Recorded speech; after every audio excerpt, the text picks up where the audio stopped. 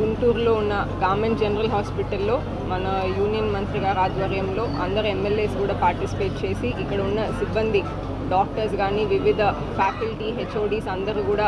ఈ మీటింగ్లో పాల్గొని మనకి గవర్నమెంట్ జనరల్ హాస్పిటల్లో ఉన్న ఇష్యూస్ ఏదైతే మనకి రెగ్యులర్గా పేషెంట్స్ పడే ఇబ్బంది కానీ పేపర్లో వచ్చే ఇన్ఫర్మేషన్ మేరకు మనం అన్నీ కూడా రివ్యూ చేయడం జరిగింది.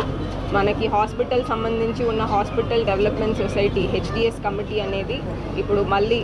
కొత్తగా వచ్చిన ఎమ్మెల్యేస్ కొత్తగా వచ్చిన ఆఫీషియల్స్ అందరితో రీకాన్స్టిట్యూట్ చేసి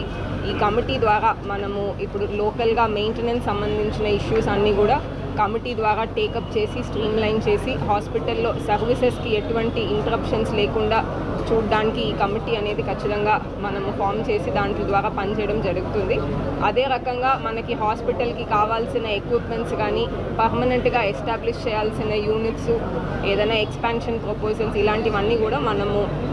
గవర్నమెంట్ దృష్టికి తీసుకెళ్ళి గవర్నమెంట్ ఫండింగ్ ద్వారా కానీ ఎనీ అదర్ ఎన్జిఓ ఫండింగ్ ద్వారా కానీ సిఎస్ఆర్ ఫండింగ్ ద్వారా కానీ చేయడానికి వాళ్ళు కూడా డిస్కస్ చేయడం జరిగింది. సో ఖచ్చితంగా మనము రాబోయే కాలంలో జీజీహెచ్ సంబంధించిన issues 1 by 1 immediate issues close చేసుకుంటూ 1 by 1 మనం మెల్లగా డెవలప్మెంట్ అనేది చూడడానికి అవకాశం ఉంటుంది.